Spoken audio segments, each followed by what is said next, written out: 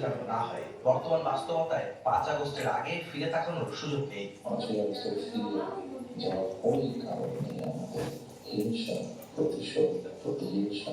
একটি মানুষ, একটি দল বা যেভাবে আমরা বিবেচনা করি তার পরিণতি কি হতে পারে আমরা দেখেছি। আমি সেজন্য সবকে অনুরোধ করব ধর্ম নির্বিশেষে আমাদের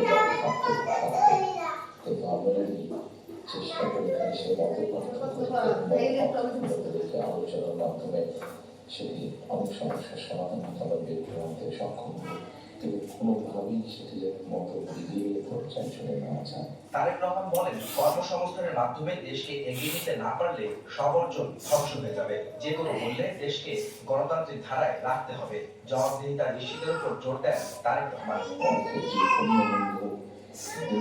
প্রসেসটা চালু রাখতে হবে, আমাদের জবাবদিহিতাটা চালু রাখতে হবে। যে কোনো মূল্যে যদি যে জবাবদিহিতাটা গণতান্ত্রিক প্রসেসটা করতে পারে অনেক দেরি হয়ে আসবে, অনেক কঠিন হবে, কিন্তু একটা সার্টেন টাইম পর্যন্ত আমরা যদি গণতান্ত্রিক প্রসেসটাকে কন্টিনিউ করতে পারি তাহলে নিশ্চয়ই আমরা অবস্থার পরিবর্তন ঘটাতে সক্ষম হব।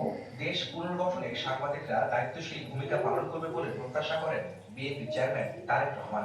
আপনাদের কাছ থেকে এমন সমালোচনা আমরা পাই যাতে আমরা দেশের মানুষের যে সমস্যাগুলো আছে সেই সমস্যাগুলো যাতে আমরা সমাধান করতে সক্ষম হই। আহমেদ সালেহীন, সময় সংবাদ, ঢাকা। বাবা মায়ের মতো সিলেটের হযরত শাহজালাল রহমতুল্লাহ আলাইহির মাজার জিয়ারতের মাধ্যমে নির্বাচনী প্রচারণা শুরু করবেন বিএনপি চেয়ারম্যান তারেক রহমান। দলটির একটি সূত্র জানিয়েছে যে এদের মধ্যে তার সফরসূচি